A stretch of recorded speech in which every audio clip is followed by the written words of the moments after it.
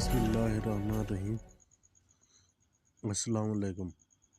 آپ ہمارا YouTube channel دیکھ رہے ہیں۔ میں ہوں ڈاکٹر جام عمر۔ ایران نے اسرائیل پر حملہ کیوں کیا، اس کے پیچھے کیا وجوہات ہیں، تو انشاءاللہ اس بات کے اوپر آج بات کریں گے۔ آج کے ولاگز میں اس کے اوپر بات کریں گے۔ انٹرنیشنل میڈیا کی رپورٹ وہ بھی آپ لوگوں کے ساتھ، اور اس کے ساتھ فیکٹس بھی آپ لوگوں کے ساتھ شیئر کریں گے۔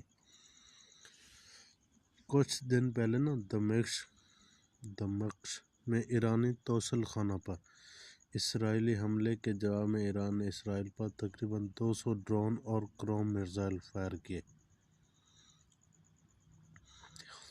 ایرانی خبر رساں ادارے ارنا کے مطابق گزشتہ شب ایران نے اسرائیل پر براہ راست ڈرون حملے کیے۔ حملے میں اسرائیلی دفاعی تنصیبات، فوجی ٹھکانوں کو نشانہ بنایا گیا۔ ایرانی میڈیا کے مطابق ایران نے اسرائیل میں 50% ہدف کو کامیابی سے نشانہ بنایا۔ رپورٹ کے مطابق اسرائیل پر حملے میں اس کے اتحادی یمن، لبنان اور عراق بھی شامل ہیں۔ اسرائیل پر مختلف سمتوں میں حملہ کیا جا رہا ہے۔ ایرانی پاسدار انقلاب نے آپریشن کو سچا وعدہ برموس کا نام دے دیا تاکہ یہ ثابت کر سکے کہ ایران کے روحانی پیشوا اور سپریم لیڈر آیت اللہ علی خامنئی اسرائیل اور دیگر حملوں پر انہیں سزا دینے کے وعدے کو پورا کرنے کی طاقت رکھتے ہیں۔ پاسدار انقلاب نے کہا ہے کہ آپریشن برموس اسرائیلی جرائم کی سزا ہے۔ ایرانی مسلح افواج کے سربراہ محمد باقری نے کہا ہے کہ آپریشن سچا وعدہ رات سے صبح تک کامیابی سے ہمکنار ہوا۔ اس نے اپنے تمام مقاصد حاصل کر لیے۔ دوسری جانب اسرائیلی فوج کے ترجمان ڈینیل ہیگری نے ان حملوں کی تصدیق کرتے ہوئے کہا ہے کہ ایران کی جانب سے 300 کے قریب ڈرون اور میزائل داغے، جن میں کم از کم 12 افراد زخمی ہوئے۔ زخمی ہونے والوں میں 7 سالہ ایک بچی بھی شامل ہے، جسے ہسپتال منتقل کر دیا ہے۔ ان کا کہنا تھا کہ صرف چند ایرانی میزائل اسرائیل کی سرزمین میں گرے ہیں، جس سے فوجی اڈے انفراسٹرکچر کو صرف معمولی سا نقصان پہنچا ہے۔ اس کے علاوہ ایرانی حملوں کے جواب میں امریکہ اور اردن نے اسرائیل کی مدد کرتے ہوئے کئی ایرانی ڈرون مار گرائے۔ دوسری جانب یمن کے حوثی، لبنان کے حزب اللہ کی جانب سے بھی اسرائیل پر حملے کی بھی اطلاعات ہیں۔ یاد رہے کہ یکم اپریل کو اسرائیل کے دمشق میں ایرانی توسل خانے پر حملے کے بعد ایران نے اسرائیل پر جوابی حملے سے خبردار کیا تھا۔ یہ پہلا موقع ہے کہ ایران نے حزب اللہ اور حماس سمیت اپنے اتحادیوں کے ساتھ برسوں سے جاری پرکشش جنگیں چھیڑنے کے بعد اسرائیل پر براہ راست حملہ کیا۔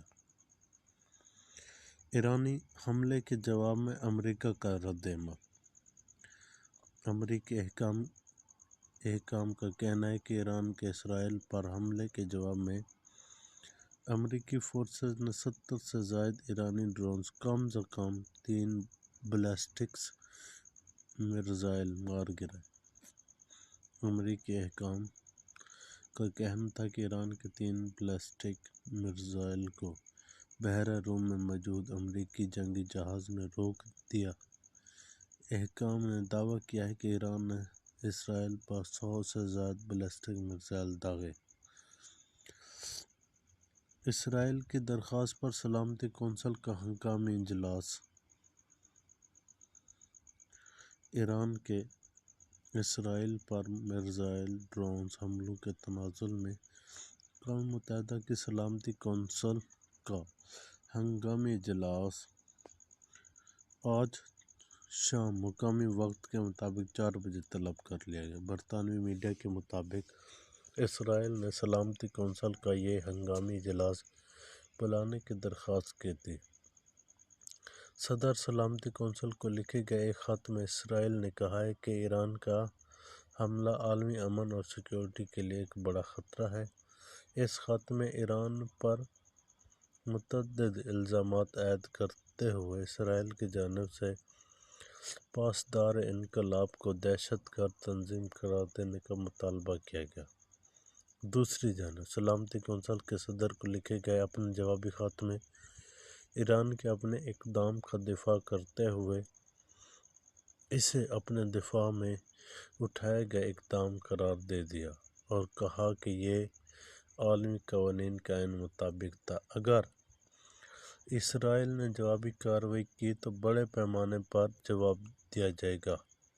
ईरान ने खबरदार किया है कि अगर इसराइल ने गुज़िश्ता रात के हमलों पर जवाबी कार्रवाई की तो इसे संगीन नताइज भुगतना होंगे।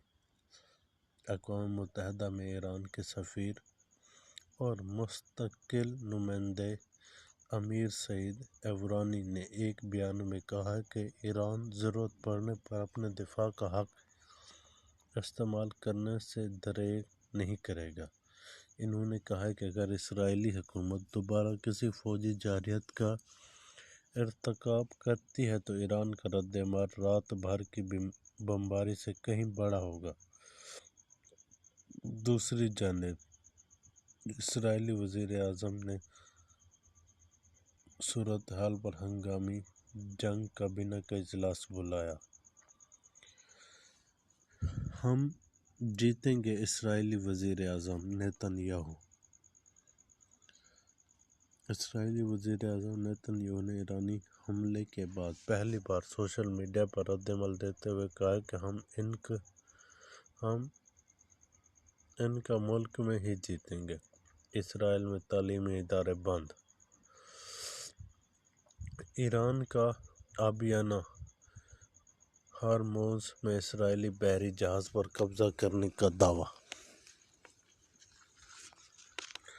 कबल अज़ा गुज़िश्ता रोज़ ईरान के पासदार इनकलाब ने आबियाना हॉर्मुज़ में इसराइली बहरी जहाज़ कब्ज़े में लेने का दावा किया था।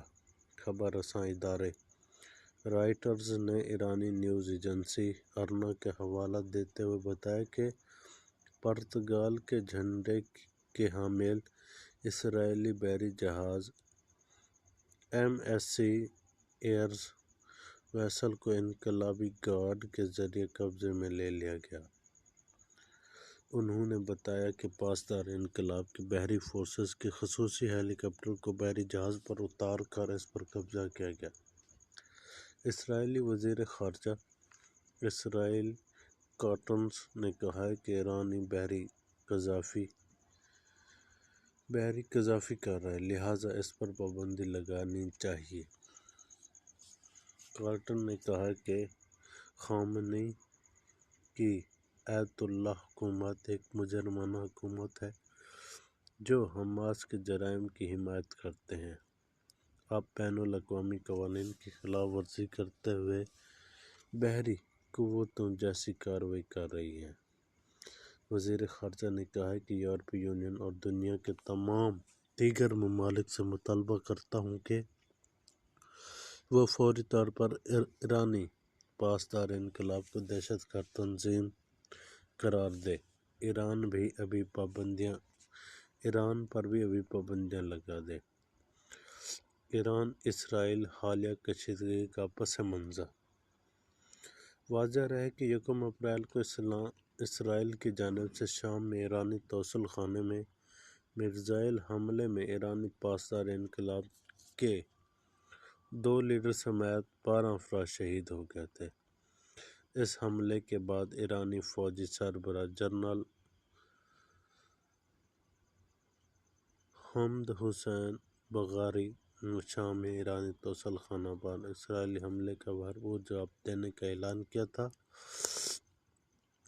ایران نے اسرائیل کے خلاف جوابی کارروائی سے قبل ازاں کو تمام تر معاملات سے دور رہنے کا انتباہ کر دیا تھا، جبکہ ممکنہ حملے کے بعد پیش نظر اسرائیل نے مختلف ممالک میں اپنے 28 سفارت خانے بھی بند کر دیے۔